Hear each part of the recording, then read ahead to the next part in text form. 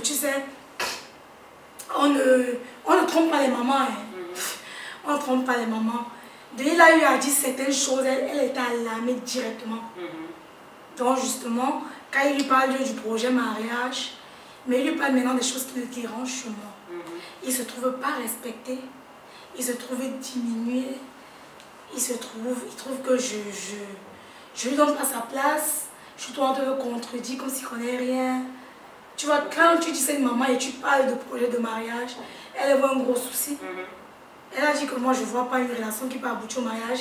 Dans ce que tu me dis, il y a la base nette, donc il y a carrément un gros souci là. Il y a un gros souci. Donc, c'est à partir de ça. Et quand elle m'appelle pour m'en parler, moi je tombe des nues justement. Parce qu'il n'en avait jamais discuté avec toi. Je tombe des nues. Je sais qu'il me reprochait mon caractère trop. Oui, il en parlait. Mais je tombe des nues parce que je me demande, attends, j'ai 4 ans. Est-ce que je connais la personne? Est-ce que la personne me connaît vraiment?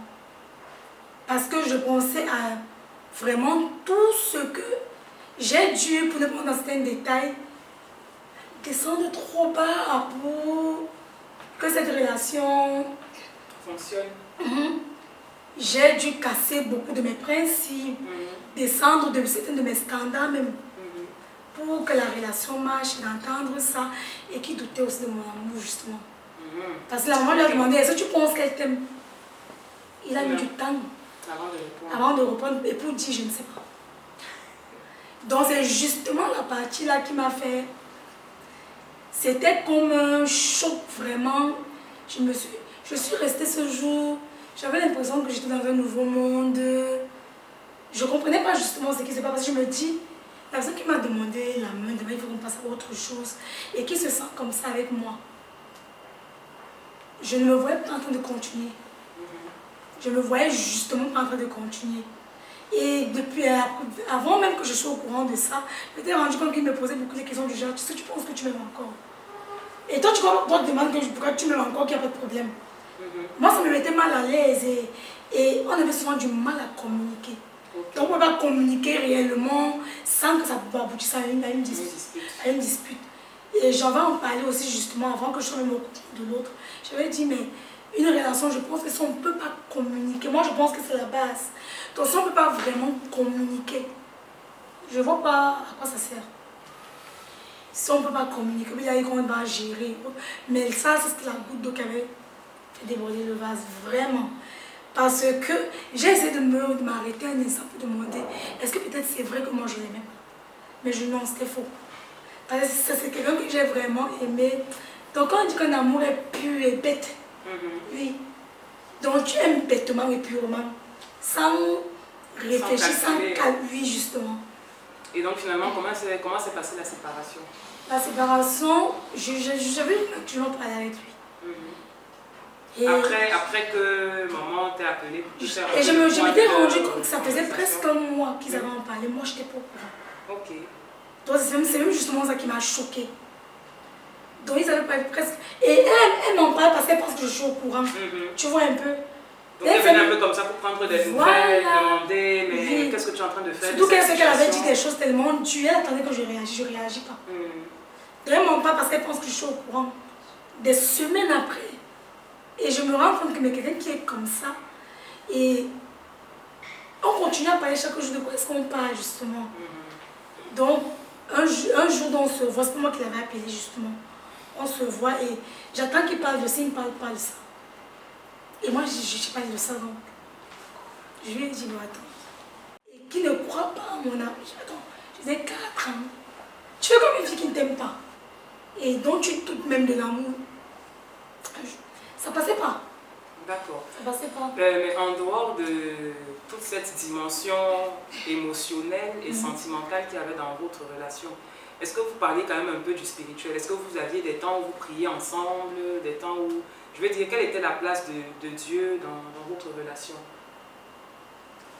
Oh, en fait, Dieu avait sa place, mais justement, ce sont des choses comme ça qui me mettaient dans mal à l'aise.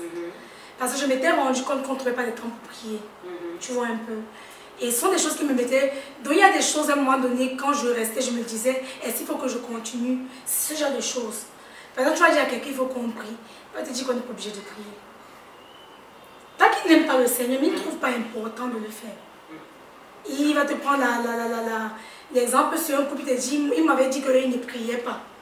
Pourtant, tu connais l'importance qu'il y a d'avoir aussi non seulement cette complicité physique, mais de créer cette complicité dans l'esprit aussi. Donc c'est autant de choses qui me mettaient mal à l'aise à un moment donné. Mais je te demande, mais attends, c'est vrai que lui il range sa soeur, moi je range ma soeur. On n'avait pas trop de moments où on peut se trouver, mais c'était possible de le faire. Mais les heures que vous passiez au téléphone, oui, justement, c'est ce que je suis en train de dire. Donc ce sont des choses qui, à un moment donné, me mettaient mal à l'aise moi. Bien que j'en parlais pas, mais ça me mettait mal à l'aise parce que, avec ce que moi je faisais, puisqu'à un moment donné, moi je commence à me bâtir sur le mariage, à me laisser même enseigner. Je sais les enseignements, même de passer des enseignements même en ligne sur sa chaîne YouTube sur le mariage. Je vais lui demander, est-ce que tu suis? Il va te dire que non, je n'ai pas suivi. Mais comment on fait des enseignements sur le mariage? Toi, tu es... Donc des choses comme ça qui me mettaient mal à l'aise, je trouvais qu'on était un peu... En déphasage. Oui, en déphasage de certaines priorités, de certaines importances, de certaines choses. Donc il y a autant de choses qui me mettaient mal à l'aise. Donc cette autre chose-là est venue seulement pour me décider de me dire qu'il faut arrêter ça. Ok. Et est-ce qu'à un moment, toi, de ton côté, tu t'es quand même dit, bon, je vais prier pour chercher la face de Dieu et me demander s'il est vraiment avec moi dans cette relation ou c'est une relation qui n'aboutira pas et tout donc doit s'arrêter? Et est-ce que tu avais une réponse de lui? J'ai eu à faire cette prière-là. Quand j'ai commencé à me sentir mal, parce que je voulais me rassurer que c'est pas... Parce que nous, les femmes, on a souvent nos attentes qui sont souvent peut-être charnelles, ou peut-être parce que tu as ta façon de voir les choses. Donc quand je me suis rendue justement compte que je me sentais plus à l'aise, même à la période où je ressentais qu'il y avait la cassure de mon côté. Parce que pour lui, de son côté, il a dit amour n'a jamais. Mais moi, j'ai senti qu'il y avait ce problème. J'ai commencé à prier justement. Okay. J'ai commencé à prier, j'ai commencé à interroger Dieu par rapport à ça. C'est vrai que je n'avais pas les réponses que j'attendais. Tu vois, parce que en même temps, tu attends que Dieu te dise que non, c'est lui. Mais je vais arranger. Tu vois, parce que tu veux tellement que ce soit ça. Tu veux tellement que ça marche. marche. Parce qu'à aucun moment, sincèrement, je n'ai voulu que ce ne soit pas ça. Okay. À aucun moment, je n'ai même pensé que ce ne serait pas ça. Oui, c'est l'homme avec qui je me voyais mariée, justement. Okay. Donc, c'est quand la chose est perdue que je décide, Suzanne, mais attends un peu, même ton sentiment, laisse Dieu te parler. Et Dieu n'a pas répondu que dans un sens, oh ma fille, non.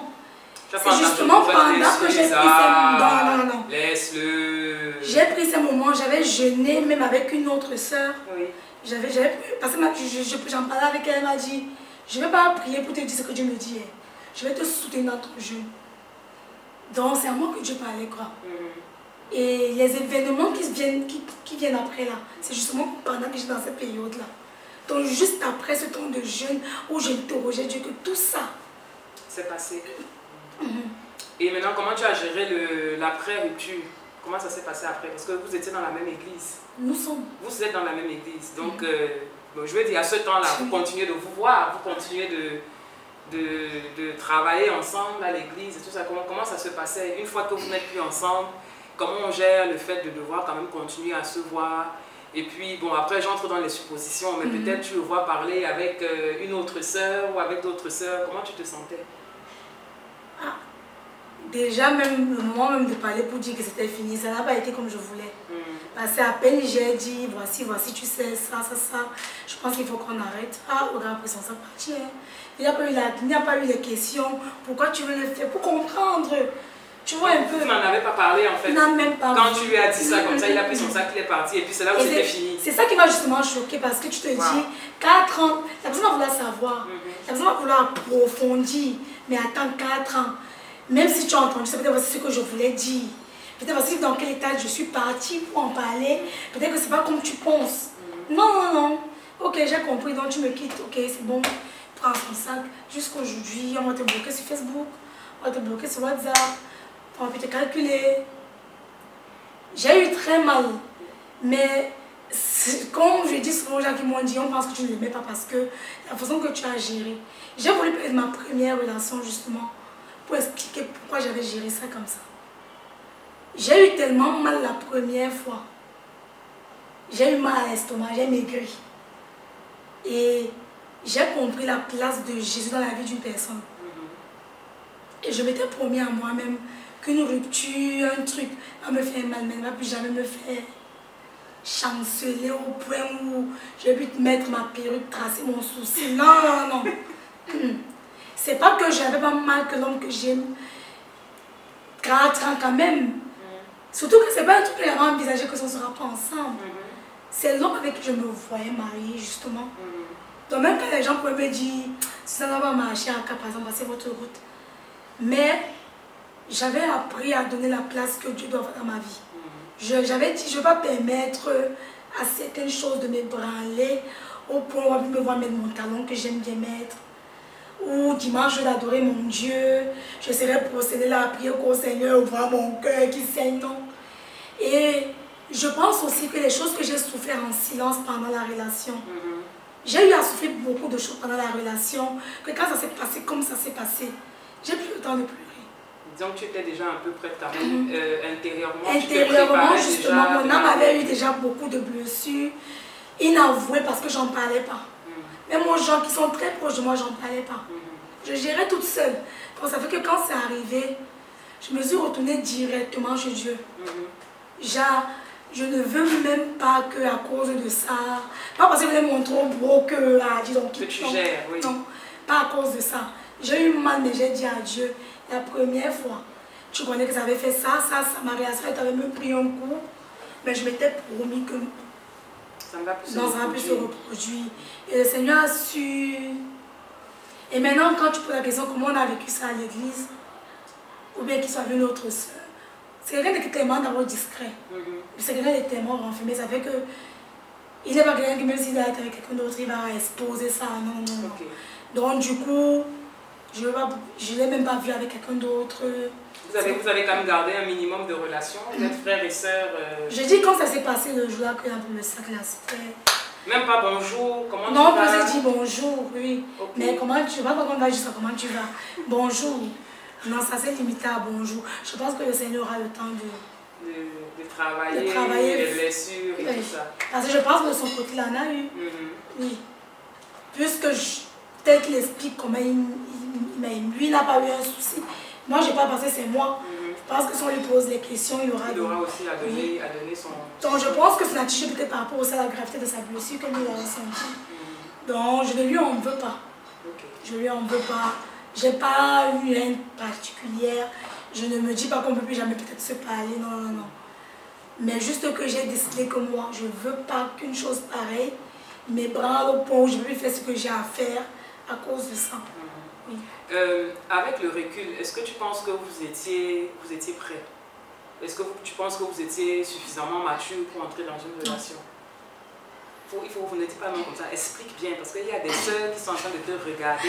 Il y a une sœur peut-être qui est cramponnée à un frère de toutes ces forces-là et qui est en train de faire pieds et mains, magie et sorcellerie pour que ça marche. Non? Quand tu dis non, là, il faut bien expliquer, juste en quelques mots, parce qu'on est pratiquement à la fin. D'après toi, quels sont les critères ou bien qu'est-ce qui vous a manqué à l'époque, quand tu vois comment toi tu étais? Bon, on va parler de toi parce que le bro n'est pas là. Et puis on ne peut pas deviner ou savoir ce qui se passait à l'intérieur de lui. Mais pour toi, personnellement, tu penses que qu'est-ce qu'il t'aurait fallu à l'époque? Qu'est-ce que tu aurais dû avoir ou bien qu'est-ce que tu aurais dû faire pour que ça marche? Peut-être pas pour que ça marche. Non, en fait, quand je dis pour que ça marche, aujourd'hui, c'est fini, hein. Aujourd'hui c'est fini, c'est clair, mais si on pouvait remonter le temps en se disant que même si ça va se terminer toujours par la séparation, quand tu te remets en question, quelles sont les choses que tu as mal faites, les choses que tu as mal gérées, les réflexions que tu as eues, et par la suite tu t'es dit, mince, peut-être que ça c'était pas trop sage de faire ça ou de dire ça, peut-être qu'au niveau de mon caractère, il y avait ci et ça qui n'était pas au point. C'est un peu ça que je demande. Déjà, quand je dis non, quand tu n'es pas prêt, déjà de Vraiment, nous les soeurs, on aime s'emballer parce que parfois, quand l'âge avance là, quand le bois arrive, tu n'as même pas envie que Dieu te dise que c'est pas lui. Tu n'as vraiment pas envie, mais je vous assure, la place où il faut s'arrêter un instant, vraiment s'arrêter, ne pas mettre les organes directement. Non, non, mais pas les organes directement. Parce que dès que le sentiment est né, même ta compréhension est corrompue. Il faut vraiment que tu sois quelqu'un qui soit, je peux dire quoi, que ta sensibilité au Saint-Esprit soit très profonde. Parce que quand le sentiment est là, c'est ton cœur que tu écoutes. Même quand tu vas prier, tu as pris une position. Donc vraiment, quand un bro t'aborde, à part si tu t'as parlé de lui avant, ben c'est possible. Mon expérience n'est pas parole d'évangile. Il y a des soeurs qui savent que celui-ci est mon mari. Elle attend juste que le Seigneur fasse ce qu'il a à faire. Mais quand le Seigneur t'a rien dit, ma soeur, va prier. Il faut prendre du temps pour interroger le Seigneur avant de mettre tous ses organes et s'impliquer. Parce que quand on s'implique, on ne veut plus lâcher. On va tout faire là pour que ça marche en se trompant nous-mêmes que non, je demande à Dieu. Tu n'es pas en train de demander à Dieu. Tu veux seulement que ça marche justement. Il y avait ça, cette précipitation-là, où tu vas dire oui, tu dis oui à qui, à quoi, tu ne sais même pas. Mais tu vas dire oui. Tu ne connais pas la personne, tu n'as pas pris du recul. Tu entres dans quoi? C'est vrai que la vision de vie, vous vous mariez même pourquoi? Sérieux, si on s'était marié, je ne sais pas pourquoi j'étais mariée. Sincèrement. Pour faire les enfants, non? Pour faire les enfants. Pour être madame. Pour être madame, non. Pour avoir du bon plaisir. C'est tout, non? Et sinon, on se marie encore pourquoi? Oui, avec du recul, quand je réalise que, attends, mais si on s'était marié, ça devait être ça. Exactement. Parfois, je panique. Je panique. Et je dis à Dieu, Seigneur, merci. Parce que tu peux t'énerver là que, mais j'ai perdu 4 ans de ma vie. Non. Mais attention, si on s'était marié sincèrement, on se mariait pourquoi? Forcément parce qu'on s'est aimé de façon fusionnelle, passionnée. Pour faire quoi après? On ne savait pas. On n'a jamais vraiment pris un temps où on priait ensemble pendant 4 ans. Qu'est-ce que le Seigneur nous disait? Mais nous attendait même dans quoi? On ne savait même pas. On se mariait donc pour aller faire quoi? Juste qu'on a vu un couple depuis 4 ans. Il faut concrétiser les choses. Ça, c'est pas ça le royaume. Dans le monde, ça peut marcher, mais dans le royaume de Dieu, c'est pas ça. On se marie pour un but bien précis. Dieu ne prend pas plaisir à mettre 2 personnes ensemble juste pour les voir faire de beaux enfants. Il y a un plan divin derrière. Et ça, quand tu comprends ça, tu comprends que tu peux casser un homme de 7 ans. Et toi, tu dois même lui dire merci. Il y avait ça. Il y a le caractère. Ma mère disait que les enfants ne se marient pas, c'est vrai. C'est pas parce que tu as 35 ans, 37 ans que tu es forcément quelqu'un de mature. Les enfants ne se marient pas. Tu vas avoir un beau qui passe sa vie à bouder. Tu vas te marier. Tu es toujours en train de bouder. Tu vas gérer les enfants comment? On va trouver une soeur qui va le dorloter, non? Non, maman. On va trouver une soeur qui va le dorloter. C'est toi qui es censé être le choc de famille. Quand les sont les femmes qui sont censées bouder. Parce que finalement, tu vas devenir une... L'homme peut bouder, je ne sais pas que c'est interdit, mais un beau qui est carrément toujours en train de bouder. Travaillons nos caractères. Ne dis pas que je suis comme ça. On doit m'accepter comme ça, non. On doit travailler nos caractères. Quand ton caractère n'est pas encore... Moi-même, quand je parle, parce que je me suis remise en question, même si mon propre caractère, là, je suis... Mais attends, tu vas pas être mariée avec une femme. Non, non, non. Il faut aussi savoir qu'il y a des choses qu'il faut dire à un moment donné. Savoir quand parler, savoir quand se taire. Oui, c'est pas que tu vas dire que moi je suis comme ça, je suis non. Même moi-même, mon caractère, il y a des choses que je dois changer. Donc il y a tout ça, mais le mariage, on dit que le mariage est charnel, oui. Mais il y a un gros aspect spirituel qu'on néglige souvent. Si on s'était mariés, on serait 2 personnes frustrées dans le foyer aujourd'hui. Même si on ne veut pas le reconnaître parce qu'on dit que non, la soeur m'a barré ou le frère m'a barré. Ou le frère a dit ceci. Mais quand tu prends du recul, avec du recul, tu te rends compte que si on était mariés aujourd'hui, on serait 2 personnes frustrées. De se rendre compte que tu ne te sens plus nécessairement pas respecté par exemple par moi. Et moi qui pense tellement bien faire. Et qui va dire, mais attends, mais je suis en train de faire bien. Donc toutes ces choses-là. Il faut de la maturité. Il faut prendre le temps de questionner le Seigneur. Les enfants ne se marient pas. Ok, merci Suzanne. Qu'est-ce que tu pourrais dire comme mot de la fin à une jeune femme qui est dans une relation tumultueuse en ce moment ou à une jeune femme qui sort d'une relation, qui vit une rupture difficile, un conseil, un mot, un encouragement? Qu'est-ce que tu pourrais dire pour le mot de la fin? Pour le mot de la fin... Le mot de la fin, qu'est-ce que je pourrais dire? Bon, à une fille qui pourrait être dans une relation pareille, ça ne sert vraiment à rien de... Parce que quand on est mal, on sait. On sait quand on est mal, peut-être parce que c'est peut-être un moment d'épreuve, quoi. Qu'il faut absolument peut-être prendre du recul pour gérer une épreuve dans une relation. Mais quand ça ne va pas, on sait. Parfois, c'est nous qui ne voulons pas juste accepter que ça ne va pas. Quand ça ne va pas, prends un temps de pause. Pose-toi les bonnes questions. Prends un temps de pause, vraiment. Pose-toi les bonnes questions et sois sincère avec toi-même. Ça ne sert à rien de chercher à camoufler. Et vraiment, vivons les relations dans les étapes telles qu'elles sont. Ne cherche pas à devenir une épouse alors que tu n'es que dans les prétendances. Ne cherche pas à devenir une épouse alors que tu n'es qu'une fiancée. Ne cherche pas à bâtir. Parce qu'il y a ce mot-là qu'on aime souvent dire. C'est la femme sage qui bâtit. Mais c'est l'épouse qui est censée bâtir. Ce n'est pas la prétendance, ce n'est pas la fiancée. C'est la femme qu'on a épousée. C'est l'épouse qui bâtit. Mais aujourd'hui, ce sont les fiancés qui bâtissent. Ce sont les prétendantes qui veulent bâtir. Et tu bâtis sur la base de quoi? Quel foyer tu bâtis? Quelle maison tu bâtis alors que tu n'y es pas? Donc ça, c'est ce que je voulais dire. Vivons les étapes telles qu'elles sont et faisons-nous suivre. Parlons.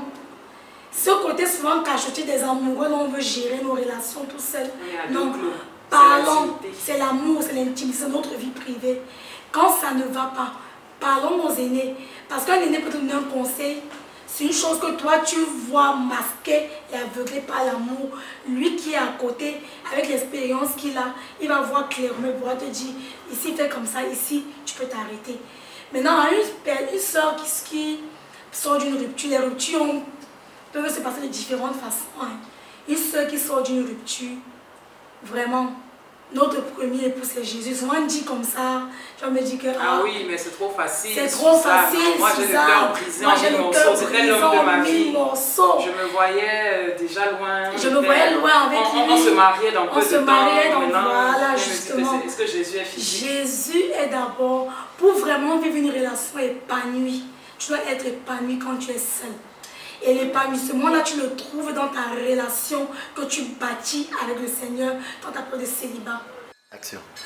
Voilà, nous sommes donc arrivés à la fin de notre épisode aujourd'hui. C'était Womanly, trajectoire de femme, avec Suzanne, qui nous partageait son expérience de la rupture amoureuse. La parole de Dieu déclare que c'est sa bénédiction qui enrichit et qui n'est suivie d'aucun chagrin.